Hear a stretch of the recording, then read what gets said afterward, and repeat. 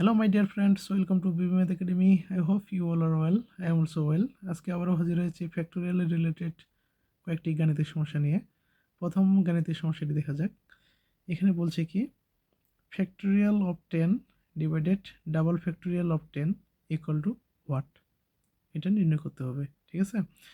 তো আমরা জানি যে n যদি একটি কি হয় ধনাত্মক পূর্ণ সংখ্যা হয় তাহলে ফ্যাক্টোরিয়াল অফ n, ঠিক আছে, এর অর্থ হলো 1 থেকে n পর্যন্ত, কি 1 থেকে n পর্যন্ত যতগুলো ধনাত্মক পূর্ণ সংখ্যা রয়েছে সবগুলোর গুণফলটাই হচ্ছে কি ফ্যাক্টোরিয়াল n এর মান,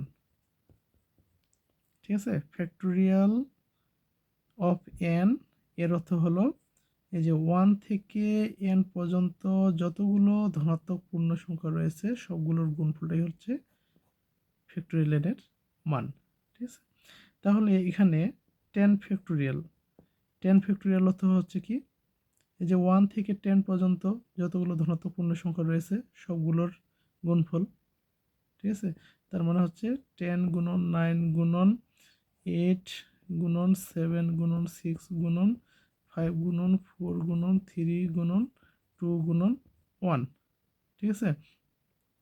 কিন্তু এই যে 10 ডবল ফ্যাক্টোরিয়াল অফ 10 অর্থাৎ 10 এর ডবল ফ্যাক্টোরিয়াল, হ্যাঁ এটার মানটা হচ্ছে কি ডাবল ফ্যাক্টোরিয়াল অফ 10 এর মান হলো 10 কি একটা জোড় সংখ্যা না, জোড় সংখ্যা, ঠিক আছে?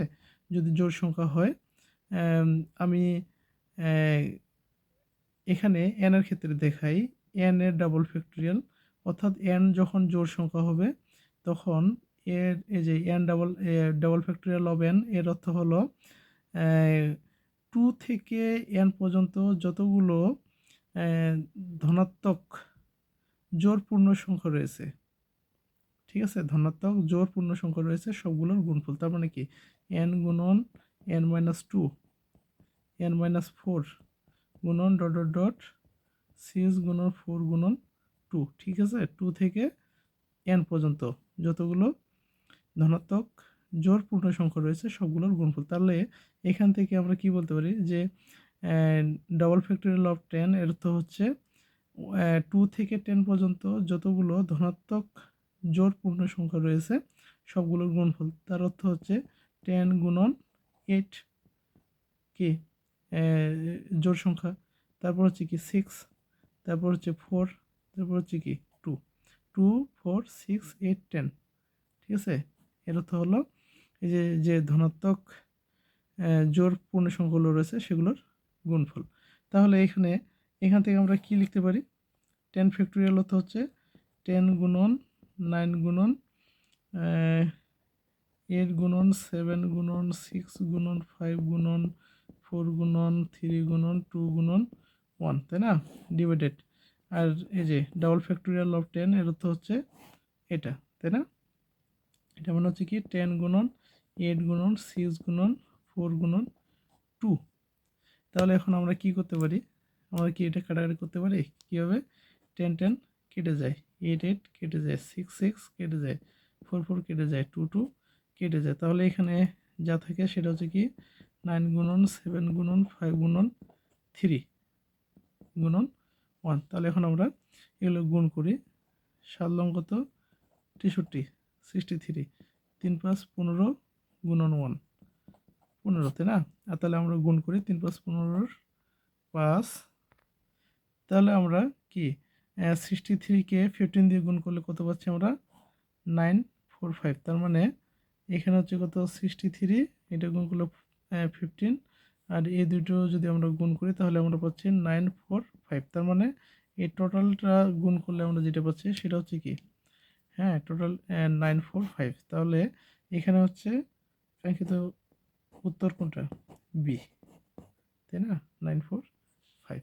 আমরা আরেকটা কোশ্চেন দেখি। এখানে 9 factorial of 9 divided double factorial of 9 equal to what? এটার মানটা নির্ণয় করতে হবে। একইভাবে 9 ফ্যাক্টোরিয়াল, এই যে 9 ফ্যাক্টোরিয়াল এর অর্থ হচ্ছে কি 1 থেকে 9 পর্যন্ত যতগুলো ধনাত্মক পূর্ণ সংখ্যা রয়েছে তাদের গুণফল। তার মানে কি 9 গুণন 8 গুণন 7 গুণন 6 গুণন 5 গুণন 4 গুণন 3 গুণন 2 গুণন 1। ঠিক আছে। আর এখানে ডাবল ফ্যাক্টোরিয়াল অফ 9 এর অর্থ হচ্ছে কি 1 থেকে 9 পর্যন্ত যতগুলো, যেহেতু এটা কি বিজোড়টা, এই 9 হচ্ছে কি বিজোড়, এখানে 10 10 কি ছিল, 10 ছিল এখানে কি 10 ছিল জোড়, আর এখানে 9 হচ্ছে কি বিজোড়। তাহলে 1